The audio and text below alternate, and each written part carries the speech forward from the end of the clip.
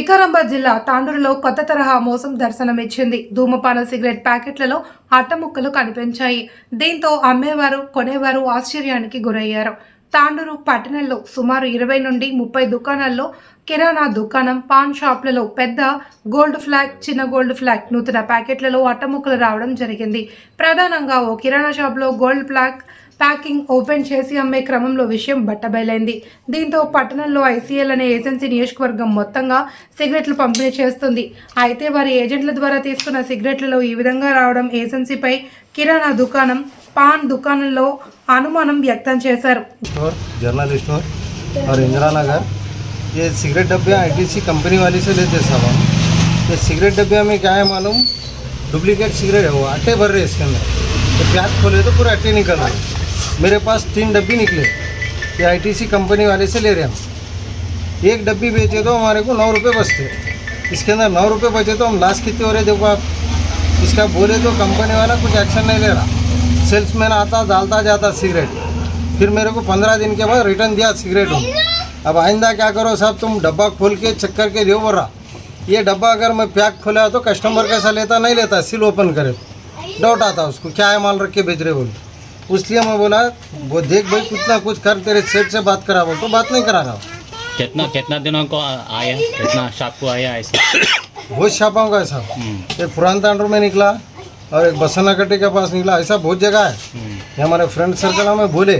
और एक शॉप भी है रवि बोल के, गुंडू पीरा के पास, उसके पास भी निकले 3 डब्बी या 2 डब्बी निकले, बता हमने ऐसा निकल रही है। इसके ऊपर कुछ ना कुछ एक्शन लेना है।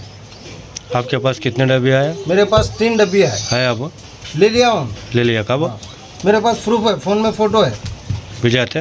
हाँ बिल्कुल देता हूँ। నా పేరు ఉదయ్ రెడ్డి, పాతాండ్రులో షాప్ ఉంది మాది. మేము గత 40 సంవత్సరాల నుండి మా షాప్ ఉన్నది. మా నాన్న వాళ్ళ తర్వాత నేను 20 సంవత్సరాల నుండి నేను షాప్ నడిపిస్తున్నా. మా లోపల ఎప్పుడు గిట కల్తీ సిగరెట్లు అనేది రాలేకుండే. ఈ మధ్యలో మొన్న రీసెంట్గా శనివారం రోజు మాకు ఈ విధంగా కల్తీ సిగరెట్లు రావడం జరిగింది.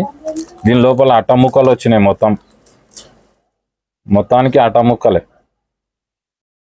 స్థానికంగా మేము కే రమేష్ కిరాణం దగ్గర తీసుకున్నాము.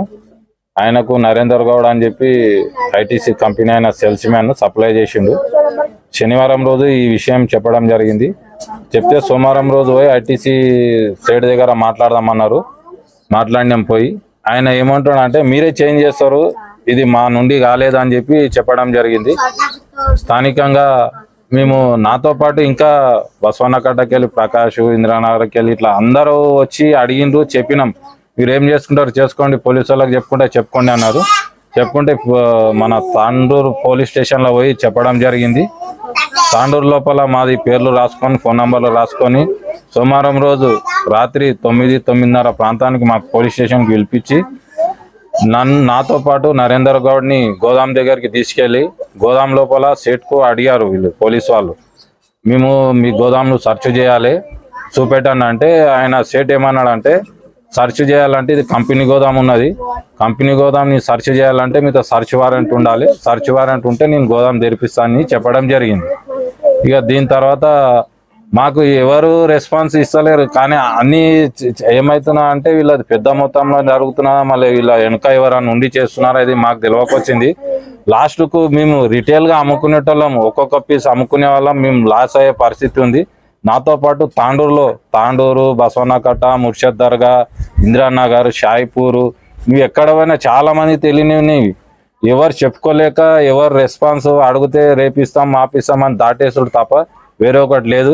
మీ ముఖంగా నేను ఒకటే అడుగుతున్నా, దీన్ని ఎంట ఎవరన్నా ఉండకోక ఇట్లాంటి అన్యాయాలు మళ్ళీ జరగకుండా మీరు న్యాయం చేస్తారని మీ దృష్టికి తేవడం జరుగుతుంది. ఖచ్చితంగా మీరు న్యాయం చేస్తారని నమ్మకంతో తెలియజేస్తున్నాను.